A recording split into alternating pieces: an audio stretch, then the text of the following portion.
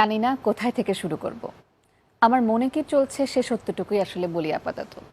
করোনার মৃত্যু সংবাদ অনলাইন, টিভি নিউজ, বিদেশ, দেশ করতে করতে এখন দেখি আমার ফেসবুক ফ্রেন্ড লিস্টের হাজার হাজার মানুষের ফ্যামিলিতে চলে এসেছে। আমার নিজের বিজনেসের ক্ষেত্রেও দেখলাম আমার অনেক অনেক ক্লায়েন্ট করোনা পজিটিভ। যারা মারা যাচ্ছেন দুম করেই বিদায় নিচ্ছেন। যার যায় আসলে সেই বোঝে, সেই জানে। এর মধ্যে আবার বেঁচে থাকার জন্য রেসপন্সিবিলিটি দেখাতে কাজে যেতেও কিন্তু মানুষ অনেকখানি বাধ্য। এই ডেথ সার্কেল ছোট হতে হতে মনে হচ্ছে একদম বুকের উপরে উঠে আসছে।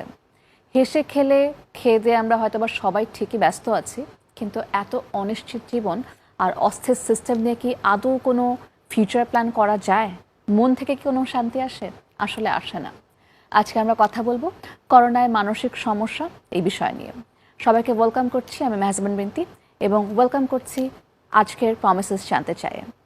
করোনায় করণীয় নিয়ে কথা বলতে শুরুতে আমার সাথে আছেন doctor Faruk Azam, psychiatrist from New York, এবং আরও আছেন Nuzhat Rahman, psychologist at Promises medical limited. অতিথিদের আমন্ত্রণ করতে চাই। আসসালামু আলাইকুম।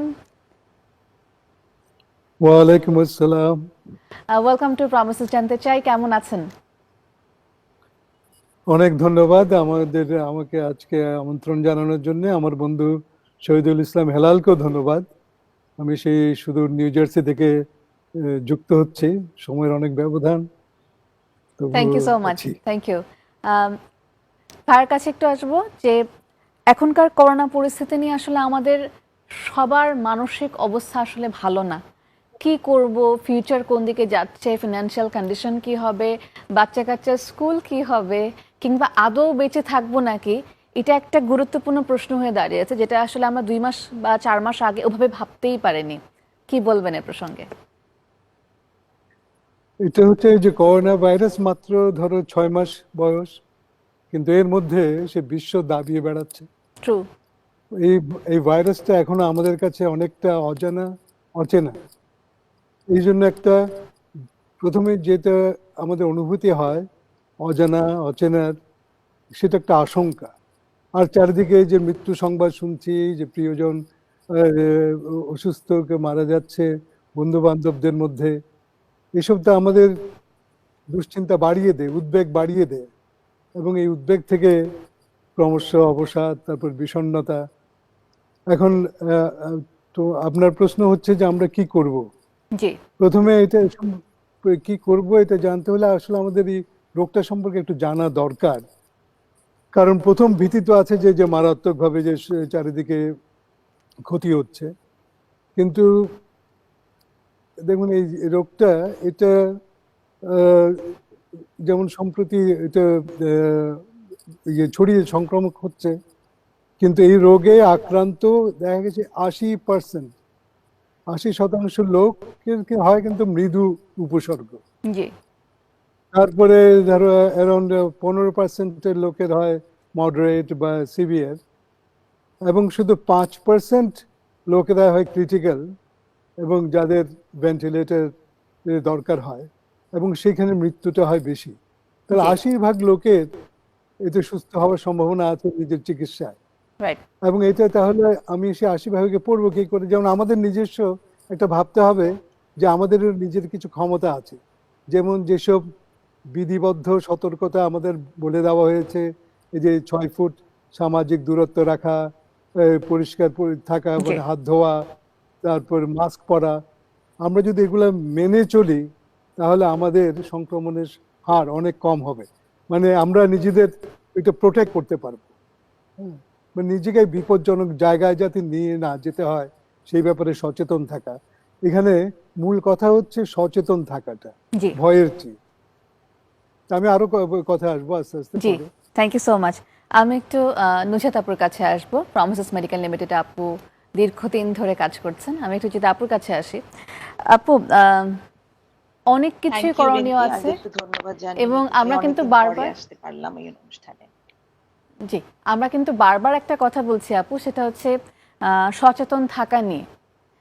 আমরা সচেতন থাকাটা যত সহজে বলছি, কিন্তু ডে টু ডে লাইফে আসলে ওটা পালন করাটা কিন্তু করোনার ক্ষেত্রে অতখানি কঠিন।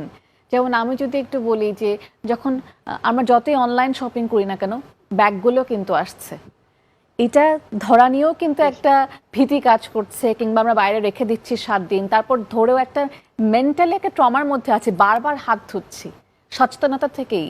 কিন্তু এটাও কিন্তু থাকে না যে আমরা দেখা যাচ্ছে যে আগের সেই পুরনো বা নর্মাল লাইফটাকে মিস করছি। Maybe this is the new normal.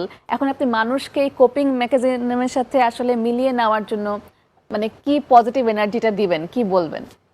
ওকে, তার আগে একটুখানি বলি, এই যে যেমন আজকে আমরা যেভাবে কানেক্টেড হয়েছি, এটা কিন্তু একটা সচেতনতার অংশ ট্রু। হতে পারে। অবশ্যই তাই। যেমন আমরা স্টুডিওতে সবাই মানে তিনজনেই আমরা স্টুডিওতে যেতাম, গিয়ে তারপরে এই গল্পটা করতাম। আহ, আজ কিন্তু আমরা সেটা না করে যে যার হুম। বাড়ি থেকে বসে করছি, এটা অবশ্যই একটা সচেতনতার অংশ। জি। এখানে আমরা কেউ কন্টামিনেশনের মধ্যে গেলাম না, হুম তাই না? হুম এবং এইরকম ভাবে মানে আরো অনেক পরিবর্তন আসলে হয়ে গেছে আমাদের এই গত রাইট। 2-2.5 মাস বা 3 মাসের কথা যদি বলি। এই ধরনের অনেক পরিবর্তন আমরা আমাদের ভিতর অলরেডি নিয়ে এসেছি। তো সচেতন আমরা হচ্ছি, এবং এটা খুব ড্রাস্টিক একটা চেঞ্জ আসলে আমাদের মধ্যে হয়েছে। সেখানে অনেক পজিটিভ ব্যাপার আছে, অনেক নেগেটিভ ব্যাপার আছে।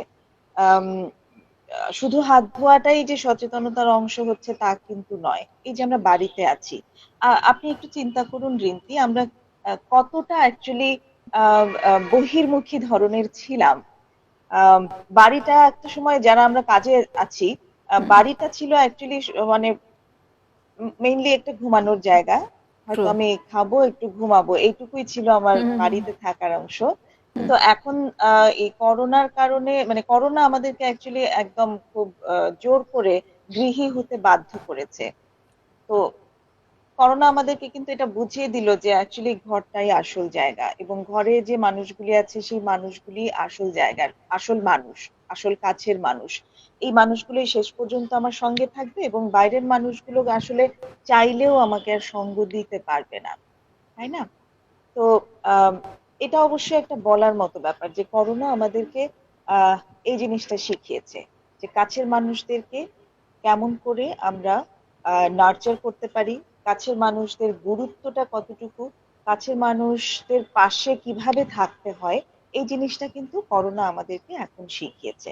খুবই আর সত্যি। মানসিক চাপের কথা যেটা বলছেন, হুম সেই জায়গাটাতে তো আসলে এটা ভীষণই সত্য যে এই মানসিক চাপ থেকে আমাদের পক্ষে চাইলেই উইথড্র করা সম্ভব না, যতই মানসিক স্বাস্থ্য সাহায্য আমরা পৌঁছানোর চেষ্টা করি। But hmm still hmm hmm stress আছে, যেটা আপনি বললেন যে অনলাইনে হয়তো আমি জিনিসপত্র কিনছি, কিন্তু জিনিস মানে ওই ডেলিভারিটা যে আমি হাতে টাচ করব, হুম। সেটা নিয়েও একটা স্ট্রেস। রাইট। তাহলে আমি আসলে রিল্যাক্সটা কখন করব? তো সেই জায়গাটাতে এই স্ট্রেস আসলে আমাদের এত সহজে ছেড়ে যাবে না, এবং এটাকে অ্যাকসেপ্ট করা যেতে পারে। হুম। এটাকে যদি আমরা সঙ্গে নিয়ে আগাতে পারি, তাহলে হয়তো আমাদের মানসিক চাপটা একটু হলেও একটু হলেও কমতে পারে। কমবে। থ্যাংক ইউ সো যে much. G. This is a reality, এই রাইট। রিয়েলিটিটাকে সঙ্গে নিয়ে আমাদের এখন আগাতে হবে, হয়তো সামনে বেশ কিছু মাস। এই thank you. Your watching promises জানতে চাই। নুজাত আপু যেমনটা বলছিলেন যে মানসিক চাপ বা স্ট্রেসের জায়গাটা থেকে বের হয়ে আসার আসলে কোনো গতি আমরা দেখছি না। এটাকে সঙ্গে করে, এটাকে মেনে নিয়ে ব্যালেন্সড ওয়েতে সামনে এগিয়ে যাওয়াটাই মনে হয় খুব বুদ্ধিমানের কাজ হবে। সবাই চেষ্টা করছি, আমি আমার তরফ থেকে চেষ্টা করছি। নিচ্ছি ছোট্ট একটি ব্রেক, ফিরছি খুব তাড়াতাড়ি, সাথেই থাকুন।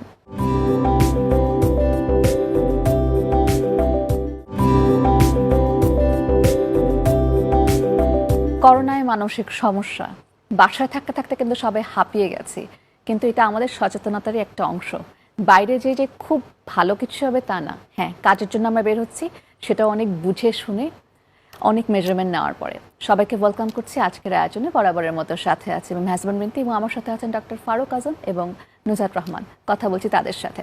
আমি যদি একটু ডক্টর ফারুক আজমের কাছে আসি, আপনি নিউ ইয়র্কে কাজ করছেন, এবং নিউ ইয়র্কের অবস্থা যদি বলি, কিছুদিন আগেও কিংবা এখনও একটা ভয়ঙ্কর অবস্থা আসলে নিউ ইয়র্ক দেখেছে।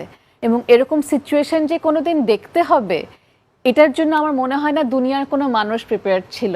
এবং যারা এর মধ্যে কাছের মানুষ, প্রিয়জন, বন্ধু বান্ধব, ফ্যামিলি মেম্বার হারিয়েছেন, দুঃখ কষ্টটা আসলে তারাই বুঝছেন, বা তাদের ওই বোঝার পরিমাণটা আসলে আমাদের থেকে অনেক বেশি এবং প্রকট এবং অনেক তিতা। আমি বলবো জীবন তাদের একটা জিনিস দেখিয়ে দিয়ে গেল। এখন যদি আমি বাংলাদেশের পার্সপেক্টিভে আসি, বাংলাদেশে কিন্তু ঠিক আজকের এই ডেটে এই মুহূর্তে আমরা এখনো পিকে যাইনি, আমরা যাওয়া যাওয়া ভাব করছি। এবং লকডাউন যেহেতু খুলে দেওয়া হয়েছে, এখন অবস্থাটা কোন দিক দাঁড়াবে বলে আপনি মনে করছেন আপনার এক্সপিরিয়েন্স থেকে? তুমি যা বলেছো, নিউ ইয়র্কে তো ভয়ঙ্কর অবস্থা ছিল, এবং আমরা পিক থেকে এখন আস্তে আস্তে ডাউনওয়ার্ড স্লোপে আসছি। জি তুমি জানো আমেরিকায় এখন মৃত্যু সংখ্যা 1 লক্ষের উপরে জি চলে গেছে। এবং এই যে এখন এখানে খুলছে আস্তে আস্তে, কিছু শপিং মল খুলবে, দোকানপাট খুলছে, রেস্টুরেন্ট খুলছে, কিন্তু তার মধ্যে একটা সীমাবদ্ধতা আছে। যেমন রেস্টুরেন্ট গুলো খুলছে, ওরা শুধু যেসব আউটডোর খাবে আর কি, বাইরে বসে খেতে পারবে, জি ওইসব ব্যবস্থা যে ধীরে ধীরে খোলা। এখন বাংলাদেশের পরিপ্রেক্ষিতে এই যেটা বললে যে এখনো পিকে যাওনি মানে যাচ্ছে, এই সময়টা খুবই সাবধানতা অবলম্বন করতে হবে। কারণ এই ভাইরাসটা কিন্তু যায়নি, এটা হয়তো কিছুটা সীমিত হয়েছে। কারণ যতদিন পর্যন্ত একটা ভ্যাকসিন না বেরোবে, ততদিন পর্যন্ত কোনো নিশ্চয়তা নেই যে এই ভাইরাস থেকে কেউ মুক্তি পাবে। জি এবং এটা যেখানে জনবসতি ঘনত্ব, সেখানে এটা সংক্রমণের সংখ্যা বেশি।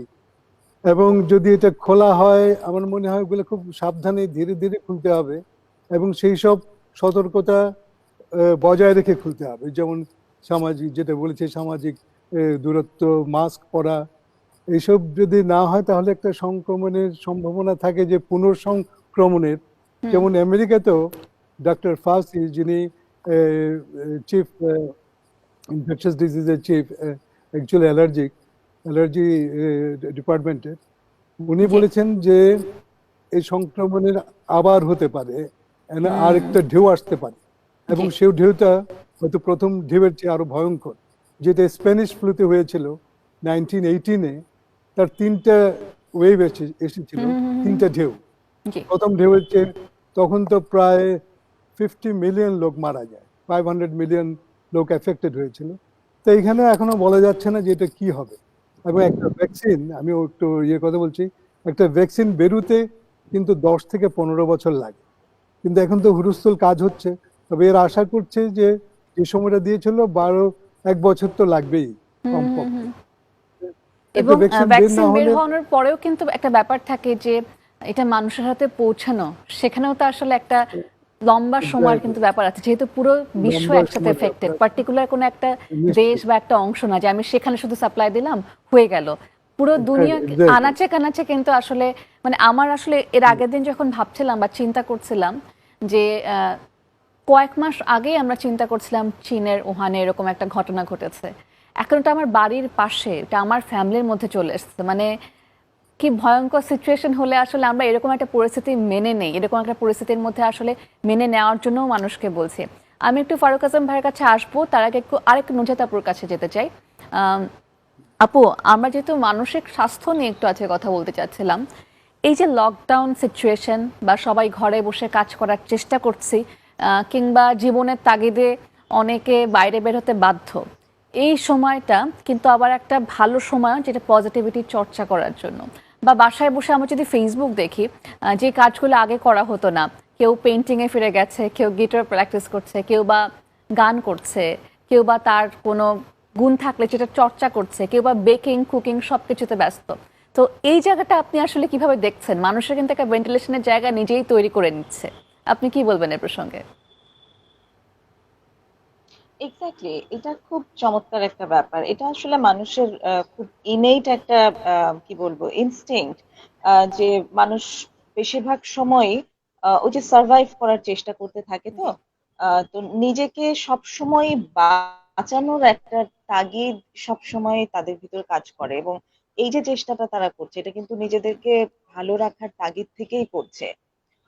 এবং এটা কিন্তু হ্যাঁ, আমরা যেমন মানসিক স্বাস্থ্য কর্মীরা সবাইকে বলেছি, এটা প্রচার করার চেষ্টা করেছি যে হ্যাঁ, আপনাদের যা ভালো লাগে, যেভাবে ভালো লাগে আপনারা সেটা করার চেষ্টা করুন, আমরা এনকারেজ করেছি। কিন্তু এটা বলার আগে থেকেই কিন্তু মানুষজন এটা শুরু করে দিয়েছে। তো অ্যাকচুয়ালি এটা আমাদের খুব মানে ইনেট একটা ব্যাপার যে আমরা জি কখনোই খারাপের ভিতরে নিজেদেরকে ফেলে রাখতে চাই না। আমরা এটা একটা সার্ভাইভাল ইনস্টিংক্ট আমাদের, আমরা চেষ্টা করতে থাকি যে আমরা যেন সবসময় নিজেদেরকে কিছু হলেও ভালো রাখতে পারি। তো সেই ইয়েতে এটা যারা করছেন, যেভাবে করছেন, খুবই এনকারেজিং একটা ব্যাপার। এবং অনেকেই বলছেন যে অনেক নতুন স্কিল তারা এই সময়ের ভিতরে ডেভেলপ শিখতে করছে। পারছেন। এই হুম। সময়ের ভেতরে যেমন, হ্যাঁ, ডেভেলপ করছে। এবং অনেক অর্গানাইজেশন কিন্তু খুব ক্রিয়েটিভ হয়েছে। তারা বিভিন্ন কোর্সেস এখন অনলাইনে অ্যানাউন্স করছে, হুম। যেগুলো বাড়িতে বসে করে নিতে পারছেন। রাইট। যেগুলো হয়তো এই স্কিল গুলো হয়তো তার প্রয়োজন ছিল, কিন্তু সময়ের অভাবে তারপর যে করতে হবে এইরকম একটা ব্যাপার থাকে। সেসব কারণে হয়তো সে করে উঠতে পারছিল না। কিন্তু সে জায়গাটাতে এখন তার যেহেতু আমাদের হাতে সময় আছে, তো আমরা চাইলে এই ধরনের কোর্স গুলোতে আহ, করে নিজেদের অনেক ডেভেলপমেন্ট করে নিতে পারি। তবে একটা ব্যাপার আছে, সেটা হচ্ছে যে আমরা মানে এই যে যাদের কথা বললাম, এরা হুম। অনেক প্রিভিলেজ একটা গ্রুপ হুম। সোসাইটির।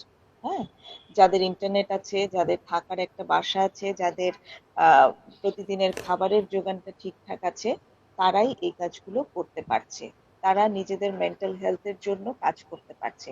কিন্তু আম, আরেকটা দিক কিন্তু আছে, সেটা হচ্ছে যে আমাদের সোসাইটিতে এমন অনেক মানুষ আছে, অনেকই মানুষ আছে যাদের থাকার জায়গার জন্য হয়তো শুধু একটা রুমের ভেতরে দুজন বা তিনজন মানুষ থাকছেন। জি।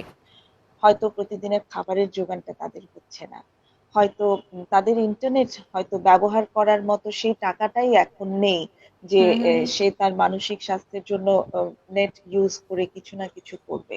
তো সেই জায়গাটাতে তাদের কিন্তু সত্যিই অসুবিধা হচ্ছে। এই যে আমরা অনেক সময় দেখছি যে আহ, মানুষ বাইরে চলে আসছে, এবং অনেকেই অনেক সময় বলছে যে অকারণে কেন বাইরে আসছে, এখন হুম। তো হুম। হুম। বাড়িতে থাকবার কথা বলা হয়েছিল, বাইরে শুধু শুধু কেন যাচ্ছে। জি। অ্যাকচুয়ালি হয়তো সে শুধু শুধু যাচ্ছে না, কোনো কাজে যাচ্ছে, কিংবা হয়তো এই যে মানে তার এক রুমের ভেতরে থাকার যে একটা গুমট, সেটাকে হুম। কাটানোর জন্য হয়তো সে খানিক বের ট্রু। হয়েছে। তারও তো একটু নিঃশ্বাস নেওয়ার আসলে প্রয়োজন আছে, কারণ হুম। এই বেসিক চাহিদাগুলো আমাদের সমাজের অনেকের নেই।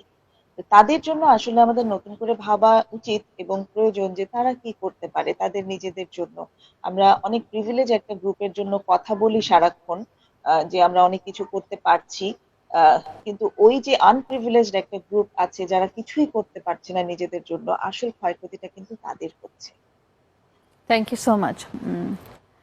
কথা বলছিলাম করোনায় মানসিক সমস্যা নিয়ে। আসলে সমস্যার কথা কিন্তু প্রমিসেস মেডিকেল লিমিটেড বলতে চায় না, আমাদের এই আয়োজন বলতে চায় না। আমরা সবসময় কথা বলতে পছন্দ করি সমাধান নিয়ে। আর তা নিয়ে আজকের আয়োজন। এই মুহূর্তে একটা ছোট্ট ব্রেক নিচ্ছি, ব্রেক থেকে ফিরে আবারও কথা হচ্ছে। বি ব্যাক সুন, সাথেই থাকুন।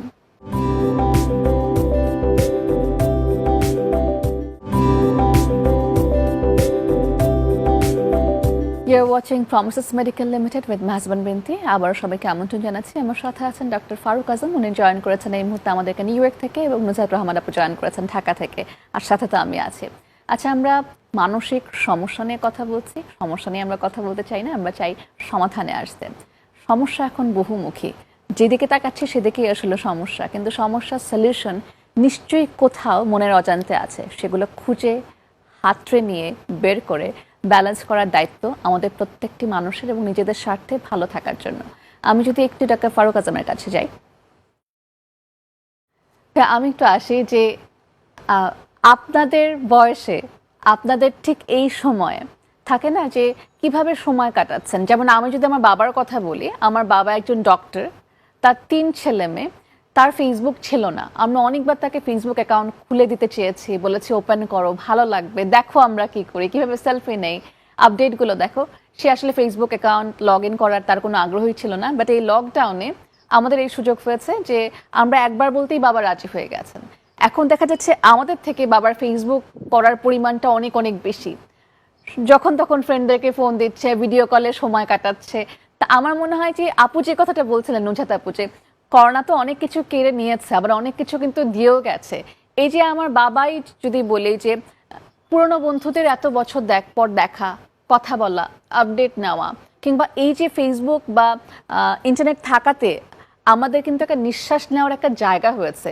আমি জানি না যদি আমাদের কাছে এই ডিভাইস না থাকতো আমরা এই মুহূর্তে কি করতাম। বাসায় কিন্তু আসলে সবার মানে পাগল পাগল হওয়ার জোগাড়, একমাত্র এটা একটা ব্রিদিং স্পেস। তো আপনি আপনার কথা যদি বলি, আপনি কি করে সময় কাটাচ্ছেন বা ফিউচার প্ল্যান করছেন বা ব্যাপারটা কনস্ট্রাকটিভ করার জন্য আপনি কি কি পদক্ষেপ নিচ্ছেন? What is your plan? আচ্ছা, আমার প্ল্যান আছে, কিন্তু আমি প্রথমে একটু সার্বিকভাবে বলি যে এই সময় একটু উদ্বেগ হবে, দুশ্চিন্তা হবে, এটা কিন্তু স্বাভাবিক। জি। যদি একদম না হয় সেটাও সমস্যা, যদি বেশি উদ্বেগ বেশি দুশ্চিন্তা হয় সেটাও সমস্যা। জি। তার মানে মাঝামাঝি, মানে বলেছে একটু উদ্বেগ একটু দুশ্চিন্তা থাকা কিন্তু ভালো, তাহলে আমরা আমাদের কাজের ব্যাপারে সচেতন থাকতে পারি। হুম হুম।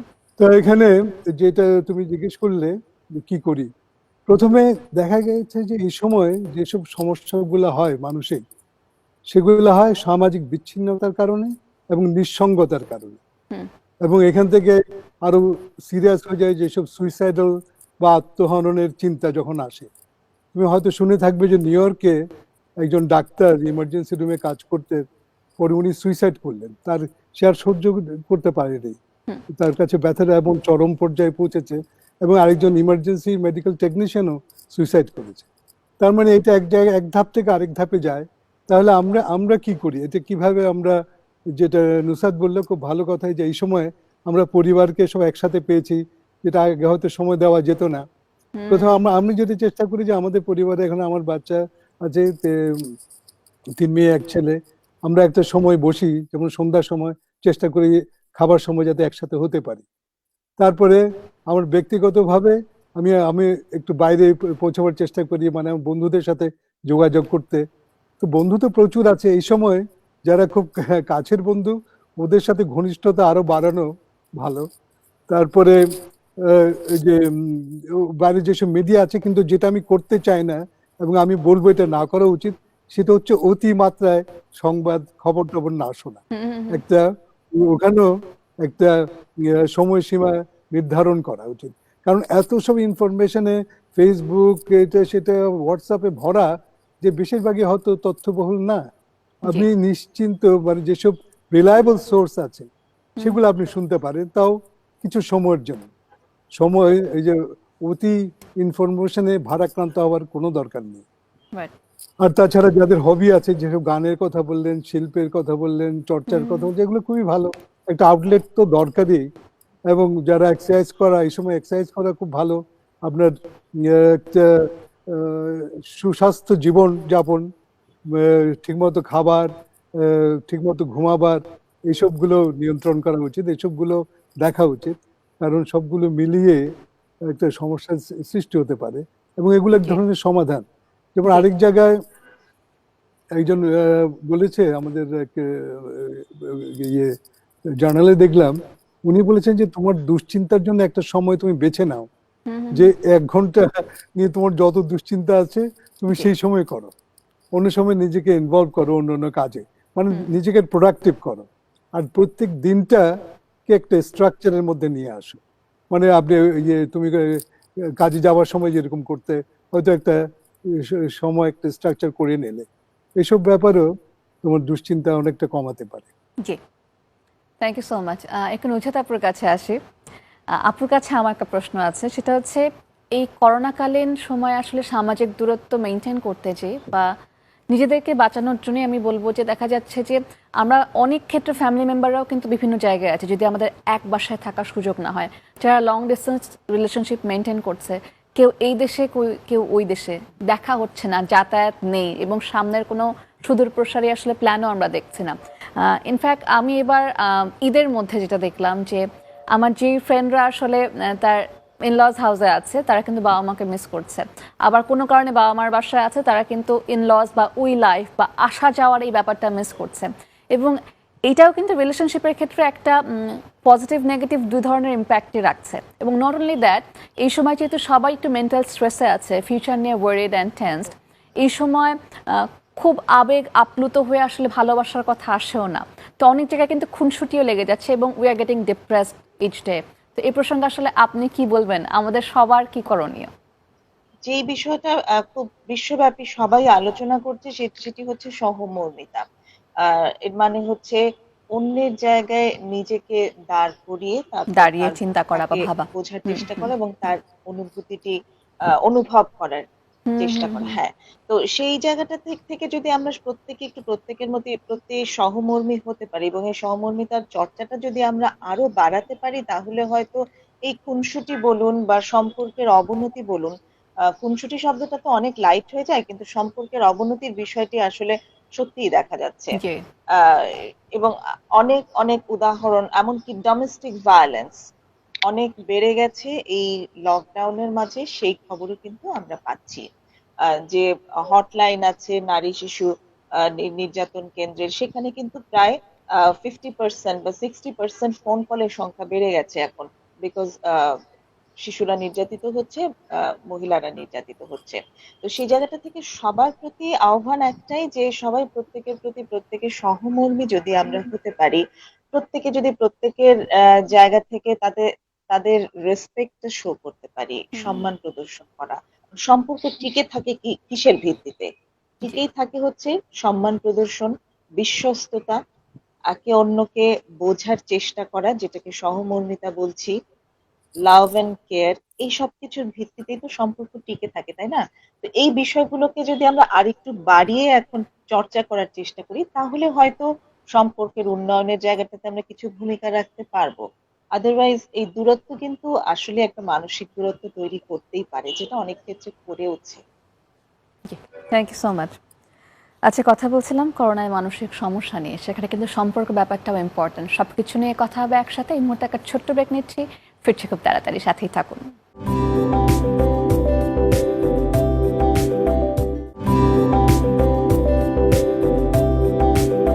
ওয়েলকাম ব্যাক টু প্রমিসেস জানতে চাই। বরাবরের মতো সাথে আছে আমি মেহজাবিন রিন্তি এবং আমার সাথে আছেন আজকে দুজন অতিথি, ডক্টর ফারুক আজম এবং নুজহাত রহমান। কথা বলছিলাম করোনায় মানসিক সমস্যা নিয়ে। মানসিক সমস্যার ব্যাপারটা আসলে আমরা সব সময় খুব পিন পয়েন্ট করতেও পারি না। অনেক সময় দেখা যাচ্ছে আমরা মানসিক অশান্তি বা জ্বালা যন্ত্রণায় ভুগছি, কিন্তু নিজে নিজে বুঝছি না বা রিয়েলাইজ করতে পারছে না। অকারণে রেগে যাচ্ছি, খিটমিট করছি, কিংবা কোনো ডিসিশন মেক যেটা করছি সেটাও সুন্দর হচ্ছে না। এই জিনিসটা বোঝা, সেই জায়গায় আসলে খুব ঠান্ডাভাবে স্থির হয়ে চিন্তা করা এবং তারপর কি করণীয় সেই অনুযায়ী প্র্যাকটিস করাটা আসলে খুব ইম্পর্ট্যান্ট। আমি কি ডক্টর ফারুক আজম নিউ ইয়র্ক থেকে জয়েন করেছেন, তার কাছে একটু প্রশ্ন রাখবো। ভাই, আমি যদি একটু আসি আপনার কাছে, সেটা হচ্ছে বাংলাদেশের কিছু কিছু জায়গায় দেখা গিয়েছে, মানে দুর্ভাগ্যজনক, উই আর সো আনফর্চুনেট, যে যারা ফ্রন্ট লাইনে কাজ করছেন, ধরেন ডক্টর বা নার্স বা ইনফ্যাক্ট একজন হসপিটাল ক্লিনার, যে প্রত্যেকে কিন্তু জীবনের ঝুঁকি নিয়ে এই কাজগুলো করছে। করোনা পেশেন্ট চারিদিকে গিজগিজ করছে, আমরা কিন্তু ঠিকই ঘরে বসে থাকার লাক্সারিটা কিছুটা ক্ষেত্রে এনজয় করছি বা পাচ্ছি। এবং অনেক ক্ষেত্রে আসলে খুবই দুর্ভাগ্যজনক যে এই মানুষগুলো যখন ঘরে ফিরছে, আমরা তো কোনো ওয়েলকাম করছি না।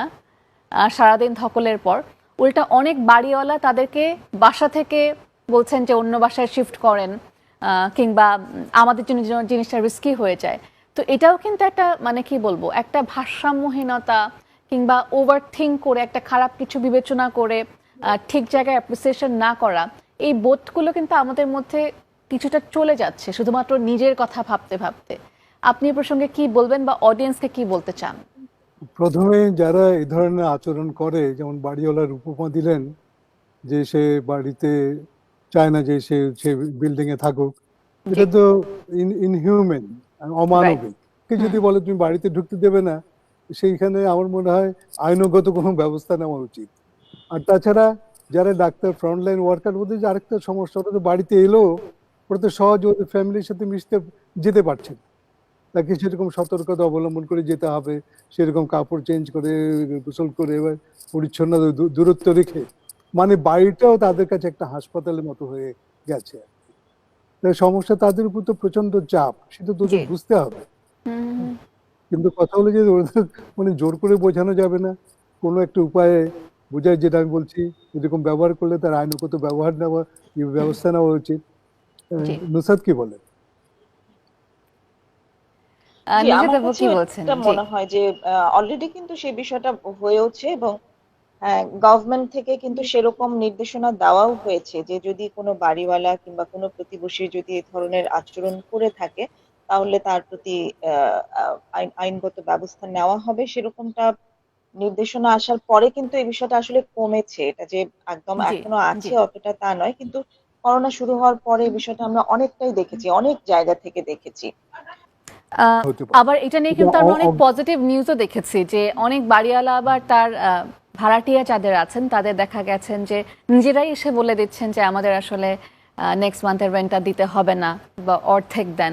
আসলে খারাপ ভালো সব জায়গাতেই তো আছে, কিন্তু এই খারাপ ব্যাপারগুলো নিয়ে আমরা কথা বলছি কারণ হয়তোবা একটা আই ওপেনিং মেসেজ আমরা এই মুহূর্তে তাদেরকে দিতে পারি। হয়তোবা আমাদের কথার থ্রুতে আজকে এই বর্ষার সুবাদে করোনাকালীন সময় তাদের মনে একবার নতুন করে থাকে না একটা সেকেন্ড থট আসা, একটা ভালো কাজের সাথে সম্পৃক্ত করা কিংবা এনকারেজমেন্ট, এই জায়গাটা যেন তৈরি হয়, সেই জায়গা তৈরি করার জন্যই কিন্তু আসলে প্রমিসেস মেডিকেল লিমিটেডের প্রমিসেস জানতে চাই। আজকে আমি একটু নিশিতাপুর কাছে একটু আসবো, সেটা একটা জায়গা আমি একটু, জি প্লিজ আচ্ছা একটা জায়গা আমি একটু এখানে অ্যাড করতে চাই প্লিজ। এইভাবে যে যেটা আমরা বলছিলাম যে যে মানে যারা এরকম মানে এই ধরনের আচরণ করছে, যে ইনহিউম্যান বলছি আমরা, জি যে ডাক্তারদের বা নার্সদের কিংবা যারা হেলথ ওয়ার্কার তাদেরকে বা বাইরে গিয়ে কাজ করে আসছে তাদেরকে কোঅপারেট করতে চাচ্ছে না, এই জায়গাটাতে একটু যদি আমরা তাদের জায়গাটা চিন্তা করার চেষ্টা করি, হয়তো তারা আতঙ্ক থেকে করছে, তাই না? মানে বিষয়টা এরকম যে সে হয়তো জানে সবটাই যে ডাক্তার ছাড়া আসলে চলবে না কিংবা হুম নার্স হুম ছাড়া আসলেই চলবে না, কিন্তু হুম সে হয়তো নিজেকে নিয়ে খুবই বেশি আতঙ্কিত হয়ে গেছে, যে হুম কারণে সেই ধরনের আচরণটা করছে।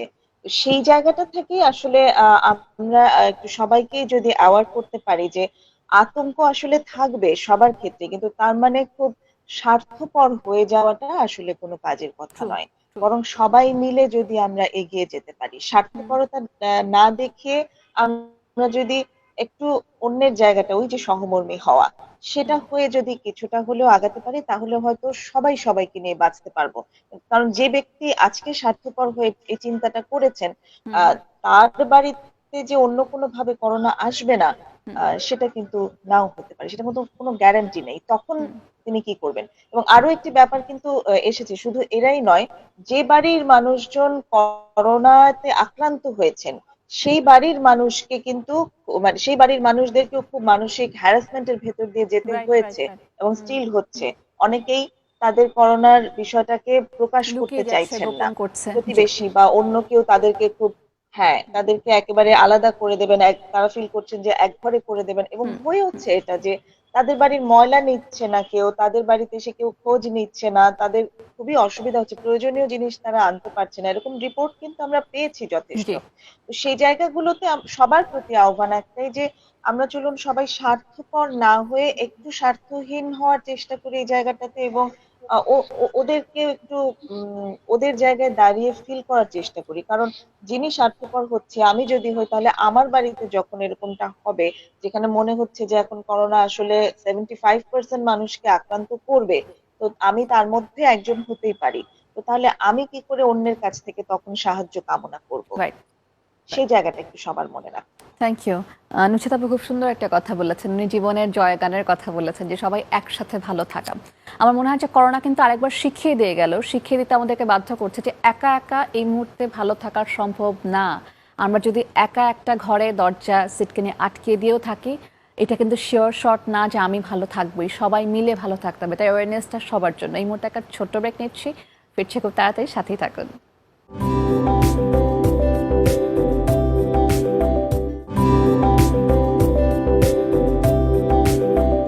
ওয়েলকাম ব্যাক টু প্রমিসেস জানতে চাই। You're watching this show with Mehsabin Rinti. আজকে আমরা কথা বলছি এই করোনাকালীন সময়ে মানসিক সমস্যা ও তার সমাধান নিয়ে। সমাধানের কথা কিন্তু আমরা বলছি, কিন্তু এটা অ্যাপ্লাই করার দায়িত্ব, প্র্যাকটিস করার দায়িত্ব আমরা এই মুহূর্তে যারা টিভি সেট বা ফেসবুকে শোটা দেখছি, প্রত্যেকে নিজের জায়গা থেকে কাজের মাধ্যমে। কথা আমরা অনেক বলি, কাজ করতে আমরা কেন জানি পিছপা হই, এবং সব জানা বোঝার পরেও দেখা যাচ্ছে যে আমার জিনিসগুলো প্র্যাকটিস করছে না। আমরা পজিটিভিটি ছড়িয়ে দিতে চাই সবার মাঝখানে। এই মুহূর্তে আমরা আজকের আয়োজনের মোটামুটি শেষের দিকে, তারপরও কিছু ইম্পর্টেন্ট কথা বাকি থেকে যায়। আমি যদি একটু ডক্টর ফারুক আজমের কাছে আসি, যে যেহেতু আজকের আয়োজনে মোটামুটি শেষ পর্যায়ে, দর্শকদের উদ্দেশ্যে পজিটিভ ওয়ার্ডস বা কোনো থাকে না যে আপনি আপনার জীবনে এই টিপস বা ট্রিকগুলো আসলে ফলো করেন, করে আপনি নিজে লাভবান হচ্ছেন, সোসাইটিও লাভবান হচ্ছে, কি বলবেন দর্শকদের উদ্দেশ্যে? আচ্ছা, প্রথমে বলি যে এটা একটা অভূতপূর্ব এবং অনিশ্চিত সময়, যে এই একটা অণুজীব যেভাবে বিশ্বে ত্রাস সঞ্চার করেছে, জি। কিন্তু মানুষের আসার কথা এটাই যে বিজ্ঞানের কাজ চলছে, বিজ্ঞানীরা কাজ করে যাচ্ছেন এবং একে কাবু করার জন্য নানা রকম ওষুধের প্রয়োগ হচ্ছে, ব্যবহার হচ্ছে, অনুসন্ধান চলছে। সেটা একটা আশার কথা। কিন্তু যেটা আমি বলবো যে এটা মনে করতে যে আমরা একদম অসহায় নই। আপনারা মনে করবেন যে আপনারা কেউ অসহায় নন, আমাদেরও ক্ষমতা আছে এই রোগকে প্রতিরোধ করার।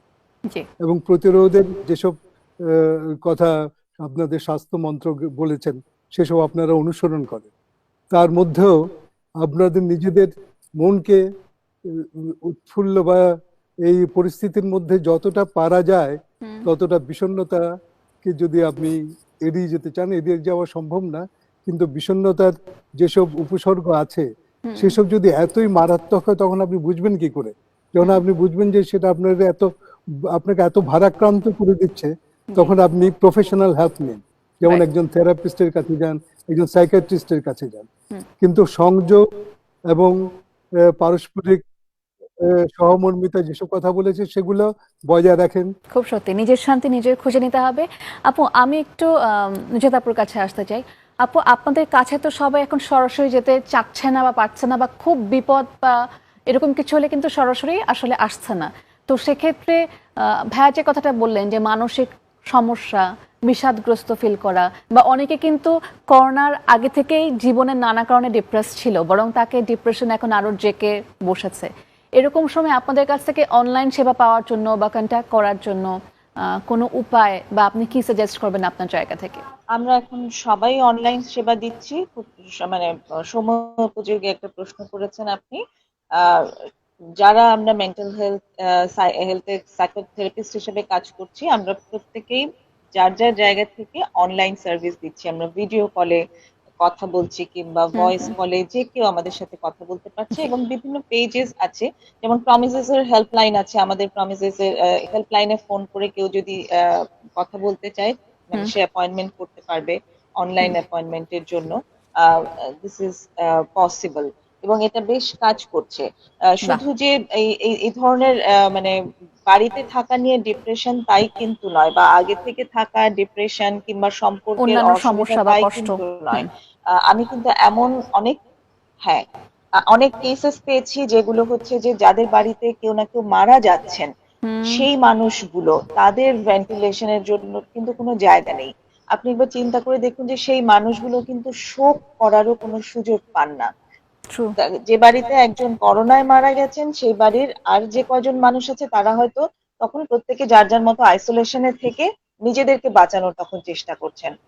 যে মানুষটি চলে গেলেন, এত বড় একটা লস যে তার হলো, যেটাকে বলে গ্রিফ অ্যাক্টিভিটি, হ্যাঁ, গ্রিফ রিলিজ হওয়া, তাদের কিন্তু গ্রিফ রিলিজ হওয়ার কোনো সুযোগ নেই। তারা শোক কাউকে প্রকাশও করতে পারছে না, কারোর সাথে কথাও বলতে পারছে না।